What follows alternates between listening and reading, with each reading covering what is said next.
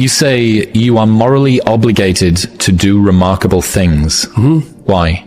Well, I think partly because life is so difficult and challenging that unless you give it everything you have, the chances are very high that it will embitter you, and then you'll be a force for darkness and not good. And so, the fact that life is short and can be brutal can terrify you into hiding and avoiding. You can flip that on its head and understand that since you're all in anyways, you might as well take the risks that are adventurous.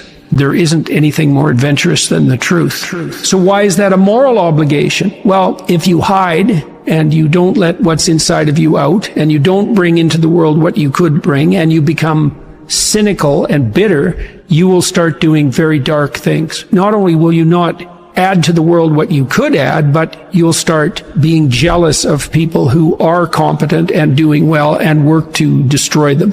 So that's the pathway to hell. Really.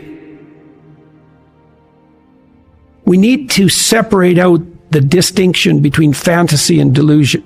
You do have a fantasy about the future. So you have to provisionally map the future. That's what a plan is. That doesn't make it a delusion. Like, it becomes a delusion when the map bears no relationship to the underlying territory. So if you have a strategy for the future, maybe let's say that your strategy for the future is that you have 5 million YouTube subscribers in 3 years. Well, you have no evidence of the strict sort that that's how it's going to be, because anything could happen between now and 3 years from now, let's say. But there's no reason to call that a delusion. It's one hypothetically possible path of potential, and then you can make the sacrifices necessary to bring that about. So even though it's a fantasy because it maps something that isn't there, it's not a delusion. It's a delusion when you're ignoring elements of your own experience that would inform your fantasy more effectively. You're ignoring them so that you can live in a positive representation of the future without having to pay the appropriate price for it.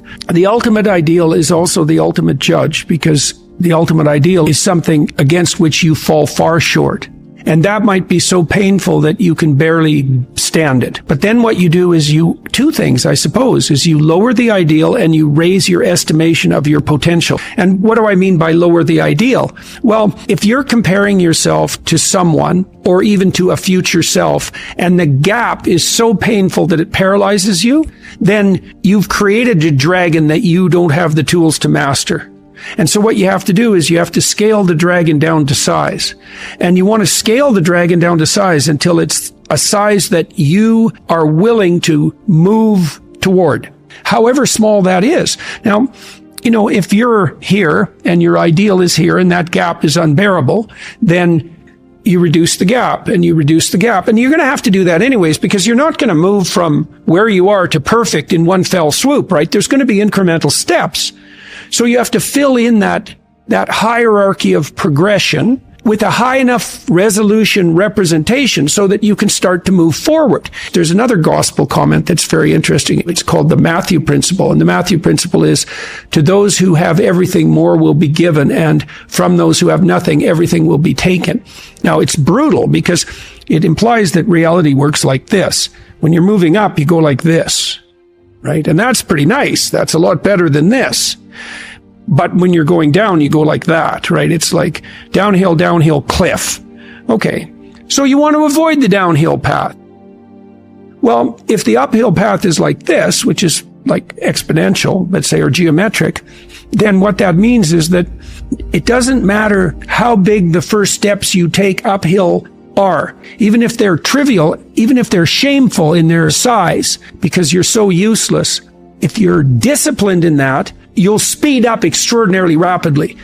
And so that's the good news, you might say, is that you can take very small steps, even ones that might be shameful in their size, and you have to admit that to yourself. But once you get the ball rolling, it doesn't roll in a linear fashion, it rolls in a geometric fashion. And this is a really good thing to know, because it can take the sting out of the realization of your own stupidity. It's like, yeah, everybody has their weak sides, let's say, things they're embarrassed about. When I first started going to the gym, I was like 23, and I think I weighed 135 pounds, and I was 6'1", very, very thin, 27-inch waist, something like that. And I smoked like mad, and I drank too much. Like, I wasn't in good shape. The first attempts forward I took in the gym, I went to this swimsuit class. Jesus, it was me and this like really fat guy, young guy, probably not in any worse shape than me, and like 7 old women over 70, and they could outswim me.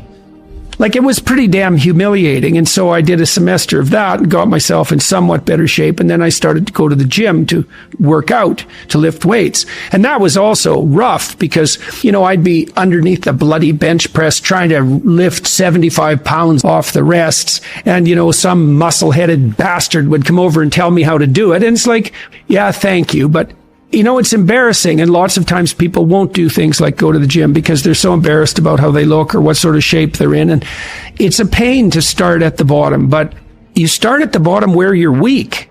And if you want to rectify what's weak, you have to accept the fact that you're at the bottom and that the first steps are going to be painful. It took me about 3 years, but I stopped smoking, and then I stopped drinking, and I gained 40 pounds of muscle in like 3.5 years, something like that. I basically had to stop doing that because I had to eat like 6 times a day. It was crazy. But I got a lot more physically confident and a lot more coordinated. But the point of all this is, if you're going to rectify your weaknesses, you have to admit your insufficiency to your own shame. Now, if the gap between you and your ideal is so great that it paralyzes you, you shrink that. Things will beckon to you and call to you, and you'll have intuitions about which pathway to take. And you will, in all likelihood, follow those, because what else do you have? You have these orienting instincts. This is another reason why you don't lie. Because if you lie and you practice lying, you pathologize your instincts. And then your intuitions lead you wrong. And so there's a sin that's laid out in the Gospels. It's the sin against the Holy Ghost. And it's unforgivable. And people have been debating for like 2,000 years about what this particular sin is. But it's something like the pathologization of the instincts that orient you. Like, if you sacrifice your relationship to the truth, you warp your vision. And then you can't see. And then one day it'll be dark and there'll be sharp things in the fog in front of you, and you'll wander right into them because you've pathologized your own vision. Yeah. You don't want to lie because you program yourself falsely, and then you automatically see what isn't there. And then, of course, the world will slap you in the face continually, and you'll think, oh my God, the world's such a pathological place. When the truth of the matter is that, no, you just keep running into things that you refuse to see. And then you think, well, the world's made of nothing but obstacles. It's like, well, you put the obstacles in your own path, and you did that by developing these complex, self-serving delusions, a story that you tell other people about who you are that isn't true. You're trying to lay out a map that bears no relationship to reality, and you keep wondering why you wander off the path and into a pit. It's like, well, how could it be otherwise? People have commented to me many times about my bravery, and I don't like that. It's not right. I'm afraid of different things than the typical person. Maybe that's a good way of thinking about it. I'm way more afraid of the consequences of saying something that's false or wandering off the appropriate path than I am of whatever consequences might come for saying what I believe and doing what I believe to be the case. I'm way more afraid of that. I've been reading the Gospel of St. Matthew. I'm writing a book at the moment called We Who Wrestle with God. And one of the things Christ says to people continually is to not damage their vision, is to not that's the best way of putting it. Don't occlude your eye. You can see what's in front of you if you're willing to see it. And if you're willing to see it, many of the terrible obstacles in life, you can just walk around. But if you blind yourself purposefully to follow your own narrow, self-serving delusion, you're going to run into terrible things and terrible people and the terrible part of your own soul all the time. That's what you should be afraid of.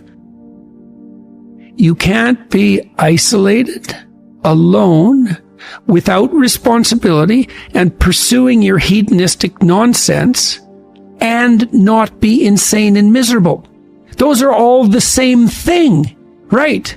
And so, it's got to the point, I've said things that have made me somewhat unpopular, like it's very difficult for people to mature until they have a child. You find a huge part of what you are in that relationship. It makes you responsible, makes you grow up. It gives you the opportunity to mentor someone. You have someone around who's more important than you.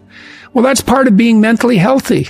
It's a huge part of it. This enterprise that I've helped put together, Alliance for Responsible Citizenship, we're trying to put forward a model of governance. It's called a subsidiary model. And the idea is that people have multiple social roles that scale. There's you should take care of yourself, integrate yourself, which means you can conduct yourself properly across the medium to long run. You're self-sustaining. Then you can maybe extend that to your partner, and then to your family, and then to your local community, and then to broader communities as you become more and more competent and able to take on that responsibility. That's the alternative to isolated hedonic slavery. You slave to your own whims. And it's the alternative to tyranny, because if you take on all that responsibility, you don't have any need for someone to govern you. It's truly the case that your sanity is the concordance between you as an individual and the world. That's the sanity. You're distributed out into the world, and you should be, and you want to be. That's where the adventure is. You want to be solipsistic? The solipsistic porn masturbator. Jesus, it's no wonder to be aimless and miserable. Well, God, it's so pathetic. Why am I so unhappy? It's because you think about yourself. Oh, no, you think about the lowest impulses in yourself all the time. That's why you're miserable. People exist in a sacrificial relationship to the world. What does that mean? It seems to mean something like human beings are aware of their extended self. You know you're going to be around tomorrow and next week and next month and next year and 5 years from now and 10 years from now. Now it's less certain as you go out, but you do have the sense of yourself as something that stretches across the decades. Okay, and so what that means is that you have to conduct yourself in a manner that isn't merely immediate. You have to conduct yourself in a manner that will work across time. Now, how do people do that? They work. Work is a sacrificial gesture. So you work, by definition, virtually. Work is the sacrifice of the present for the future. I mean, maybe someone can come up with a better definition of work than that, but I don't think so. It's like you put in time and effort right now, even if it's something not what you'd like to be doing at the moment. You put in time and effort because you believe. What the hell does that mean? You believe it'll pay off. Well, is that a contract with the future? Is it a covenant? Because the relationship that the biblical corpus characterizes human striving is covenantal. It's a bargain. The bargain is you make the right sacrifices and they pay off. That's the bargain. Now, you might say, well, that's just part of the social contract, but the biblical corpus insists that it's deeper than that. It's built into the structure of reality itself. And that if you got the sacrifices right, the future would be paradisal. That's a kind of sacrifice right there, is that you're willing to sacrifice your short-term physiological and psychological comfort for a medium to long-term benefit. It's the essence of sacrifice. This is something the atheists don't understand about the biblical narrative, is that the narrative insists that we live in a sacrificial relationship. It's the essence of humanity to live in a sacrificial relationship. It's like, well, is that true or not? Well, as you mature, your relationships are more sacrificial. It's less about what you, in your narrow sense, want right now, and it's more about what's good over the medium to long run, including other people. Well, that's a sacrificial relationship. Now, the covenant, and this is a matter of faith. It's the matter of the deepest faith. Are you willing to act out the proposition that the way to make the world reveal itself to you in its most positive guise is for you to adopt the most appropriate sacrificial relationship? Well, it's a big risk, isn't it? Because you have to give up everything. That's the deal. You give up everything that's low. Everything. Well, that's what the Christian passion is, because the Christian passion is an archetypal story, because Christ is the person who sacrifices everything, thoroughly, 100%. There's no indecision because you age. Like, you pay for your indecision. It's a decision. It's a decision to avoid, fundamentally. And part of the moral that's embedded in the story of Job and in the Christian passion is that you can master what you'll face. And maybe that's true. I mean, the clinical literature seems to indicate that it's true, because one of the things you do, if you're a competent clinician, is you look at what people are attempting to accomplish, and maybe that needs some retooling, but let's assume that they have a goal in mind that would work, right? You've talked it through with them strategically. They have a well laid out vision. Okay, now they're laying out the vision and they encounter impediments that stop them. And maybe they're impediments that make them afraid and paralyze them. And so then what you do is you decompose the impediment until you find a way they can advance that constitutes a genuine advance that they'll actually do. So what you do is you take the problem and you narrow it until they'll face it. Okay, then they face it. Then what happens? They get more competent. That's what happens. And then they get better at facing all problems. So they don't just learn how to deal with that specific problem. They learn a lesson that generalizes across problems. They get braver. When you use exposure therapy, people don't get less afraid. They get braver. And that's way better, because braver moves from situation to situation. Okay, so the question is, if you faced everything that was put in front of you, who would you be? Well, the biblical answer is you'd be a true son of God. That's the biblical answer. It's like, well, do you believe that? Well, it depends on what you mean by believe. Do you have a better bet than facing what's there? Well, you just have to be sensible about it for a moment. It's like, is your theory that you're going to adapt better using falsehood and avoidance? Because that's the contrary theory. You either face it, and you do that predicated on the faith that something in you will respond if you do, or you don't face it. That's it. Those are the options. If you don't face it, that's faith too. That's faith in the notion that avoidance and deception will suffice. There's technically two different forms of reward. There's consummatory reward. That's what an orgasm is. It's consummatory reward. It brings the behavioral and perceptual sequence to a halt. It ends it, right? At the climax, it ends it. But then it's over. That journey is over, right? Then there's the dopaminergic reward, and dopaminergic reward is evidence of advancement towards a goal, right? Okay, so there's a corollary to that. Well, how do you become optimally engaged? Because dopamine facilitates engagement and focus, which is why drugs like amphetamines can be used for kids who are attention deficit disordered. You tap up the dopamine response, they lock on, right? Okay, so they're locking on to a goal-directed pursuit. The problem with amphetamines is that they can lock you on so hard you can't get out of the frame. So, like, kids on amphetamines will obsess, for example, about cleaning up their closet. They can't switch to the next activity. Okay, dopaminergic reward is reward that's accrued in relationship to a goal. Okay, so what's an implication of that? Well, pursue the highest possible goal. Well, why? Because the kick from advancement is higher. Now, you have to balance that. It can't be, you have to advance, right? Because imagine the reward's got two components. Number one is you're moving towards something valuable. Okay, so you want it to be as valuable as possible. Okay, but you have to be moving. You need something extremely valuable that you can move towards. Okay, so part of the reason that you establish a relationship with God, let's say, is because that's what sets the upper bound to your vision. It's like, I want things to be the best they could be. That's a vision of paradise. Well, that has to be fractionated into, your proximal decisions, but lurking behind that should be this continual movement towards, what would you say, a heaven that recedes as you approach it. That's the proper vision of heaven. A heaven is a place that's perfect and getting better, both at the same time. That's what music shows you, because a great piece of music is perfect, but it's just getting better as it unfolds.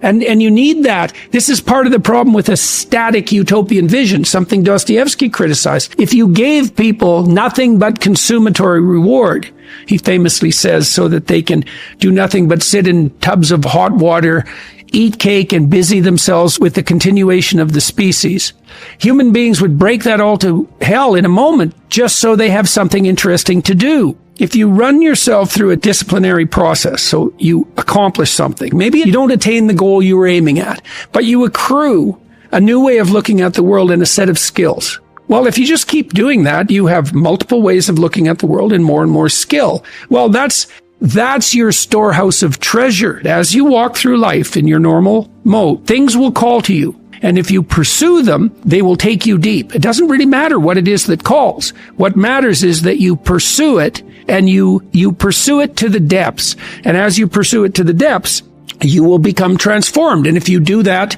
without reservation, that will turn you into the person who frees the slaves and opposes the tyrants. And that is how it works. That's the call. And that can happen in any direction, virtually any direction. You just have to pursue it with sufficient faith.